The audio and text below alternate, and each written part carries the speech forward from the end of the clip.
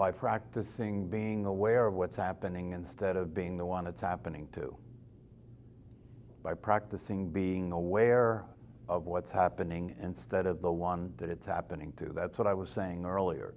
When you're practicing meditation and you move attention from thinking to being aware of the body breathing, you're moving your attention to being aware of what's happening rather than being the one that it's happening to. When you're in the thought activity, you're being the one it's happening to. That one may practice detachment. That one can practice things, but the practice won't be authentic. The practice won't be reality. It'll be a facsimile.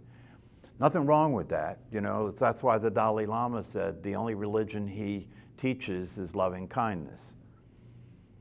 To practice being kind and being loving is not going to be the experience of your true nature, but it's going to be a hell of a lot better than being who you would be if you weren't practicing it.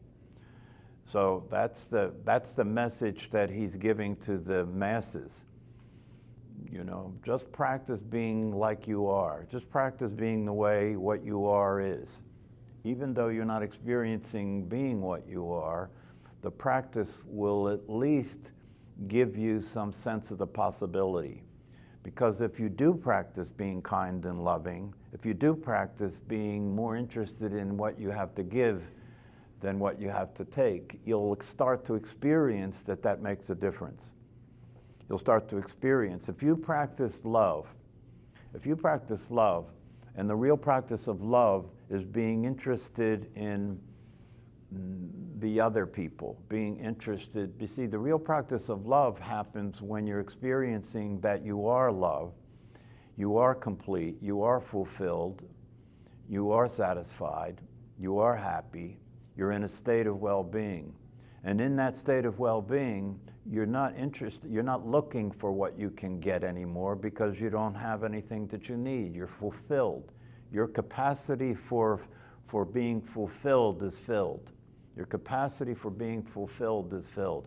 Everything that you could want or need in order to experience well-being is an experience that you're already having.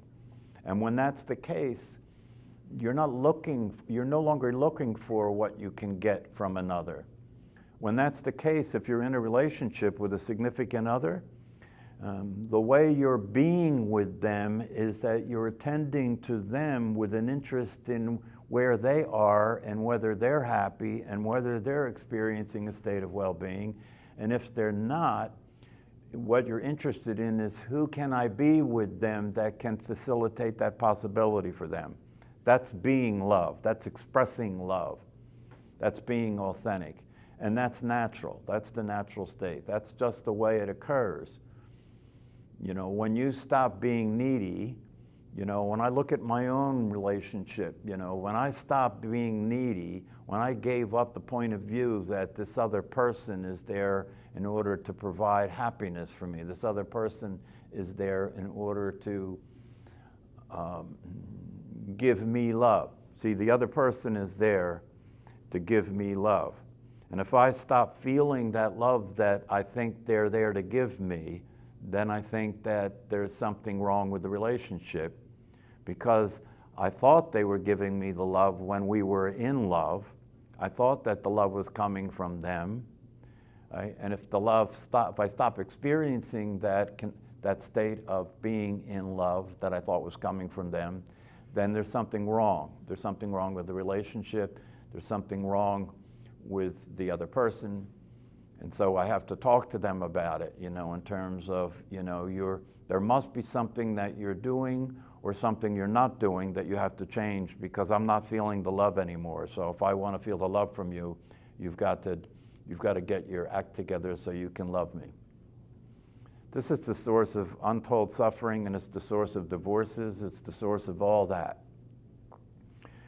When you wake up and you're experiencing the reality of yourself in relationship to another person, you're no longer looking to get love from them. You realize that the truth was always that when you were with this person, somehow it stimulated the love that you already are to become available to you. You started to experience love, the love that you already are. You started to experience that. It wasn't coming from them at all. You know, I was listening to a guy who was talking at the meeting the other night about, he said that he's in love. He fell in love and he's in love, and he was asking the teacher, you know, how to relate to this, how to manage this experience. And what the teacher said, don't fall in love with the love you think is coming because of the other person. Fall in love with love itself. Don't fall in love with the love you think is coming from outside of yourself. Fall in love with love itself. Fall in love with yourself. You are love. Experience yourself as love. What does that mean? What is love? You know, the word love, the real love, means that you're experiencing a state of affinity with all that exists. You're experiencing a state of affinity with all that exists. You're experiencing that the other is you. The other is you. And if the other is you and the other is suffering because they're in a state of ignorance and they don't know the truth about who they are, and therefore they're cut off from experiencing love, and that's not true for you. You're in touch with love, you're experiencing love, or at least you're in the process of realizing your true nature as love itself. Then when that's the case, you begin to see the other person as somebody that you're in service to. I'm serving you. I'm looking to see what you need, and I'm producing that for you. I'm taking care of you. I'm giving to you. Because I understand that when I give to you, I know the truth about love, and I understand that when I give to you, I experience love. If you want to experience love, right, have your life be about the difference you can make for other people, and you'll feel love. That's how you feel love. It's like, and you don't need anything and you don't want anything. If you're complete as a personality, right, then the 8 verses of training the mind is possible for you to practice. Because the 8 verses of training the mind, and if you don't know what the 8 verses of training the mind, you can Google it. It's a Tibetan chant. And the 8 verses of training the mind can be practiced as a way of recognizing what it's like to be complete about yourself as a personality.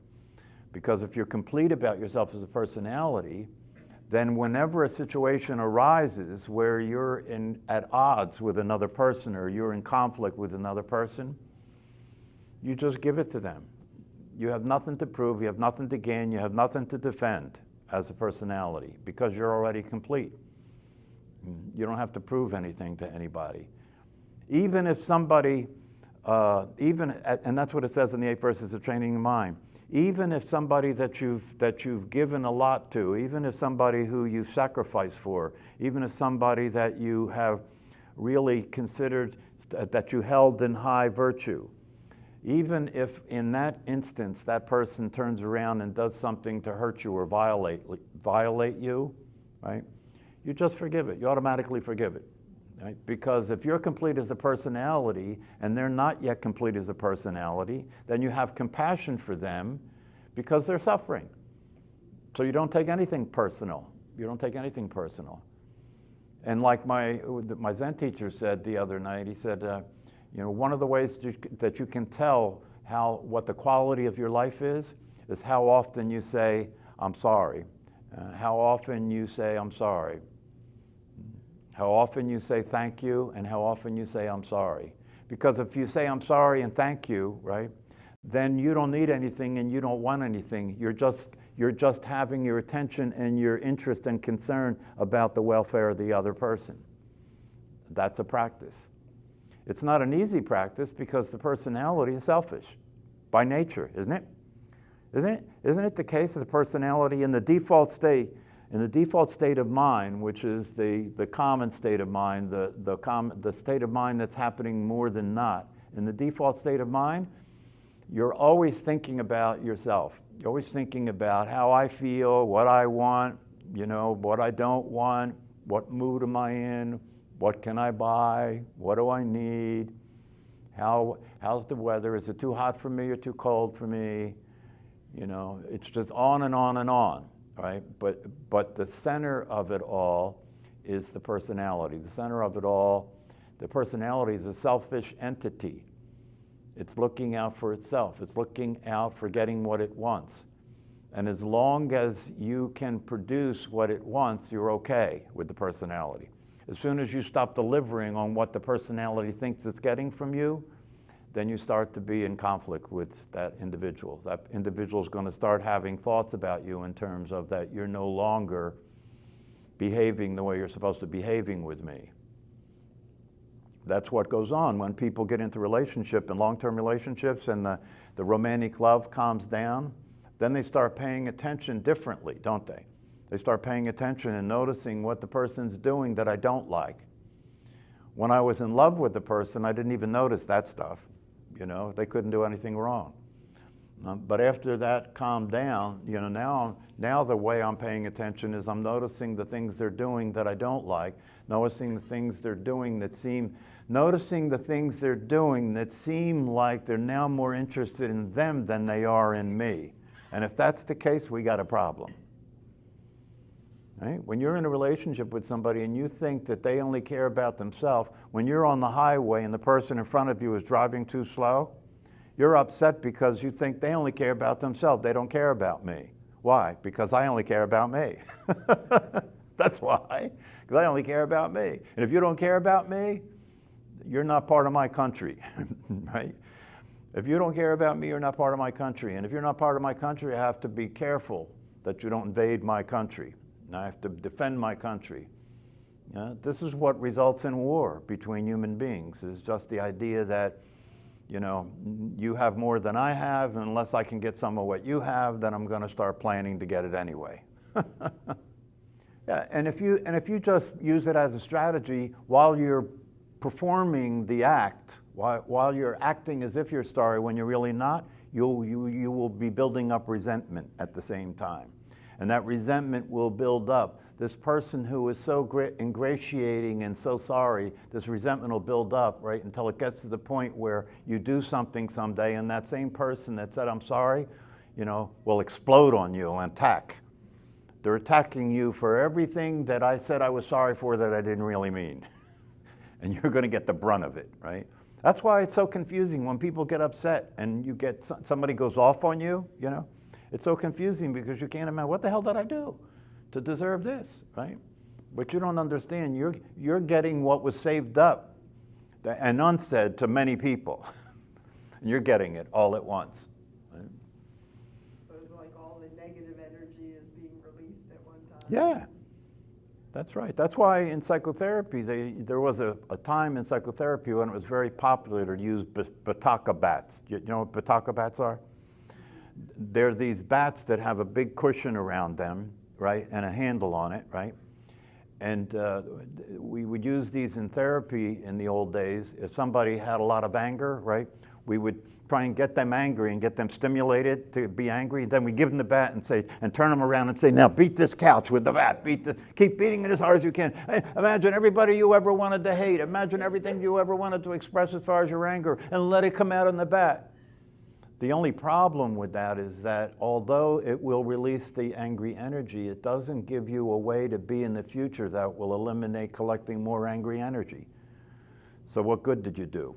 It won't take you long, you know. It's the personality. This is something that Paul Hederman always says. The personality can regroup very quickly. So you can get rid of all this angry energy, you know, in your therapy session, and then get in your car on the way home. By the time you get home, you got it all back because of the traffic. So what good is it, right? You got to get to the source. You got to get to the source of it, and you know, to just keep trying to correct the symptoms or fix the symptoms is not going to work. You got to get to the heart of the matter. That's why the Heart Sutra is called the Heart Sutra. It's the heart of the matter. If you study the Heart Sutra and you understand the Heart Sutra thoroughly, and you practice living consistent with what the Heart Sutra says in terms of there being no self, and when you experience the truth, which is there is no self, there's transcendental wisdom. When you experience the truth that there is no self for you to defend, there is no self for you to protect, there is no self for you to, you know, consider what you are to be that. And so you can experience a kind of freedom to be. When you experience your true nature in terms of realizing that your true nature is empty and that life itself is empty and meaningless. Your true nature is empty and meaningless, and life itself is empty and meaningless. This is a big relief. You don't have to worry about your purpose anymore. You know, this idea of trying to find out what life means and what your purpose is, that's a dead end. It's a dead end. The purpose of life is so obvious that if you think about it, you'll never come up with it. The purpose of life is so obvious that if you try and figure it out and think about it, you'll never come up with it. It's too obvious. It's so obvious that I won't say it. And if you don't see it for yourself, then you should continue to look and see. You know what it is. It's obvious. It's a no-brainer.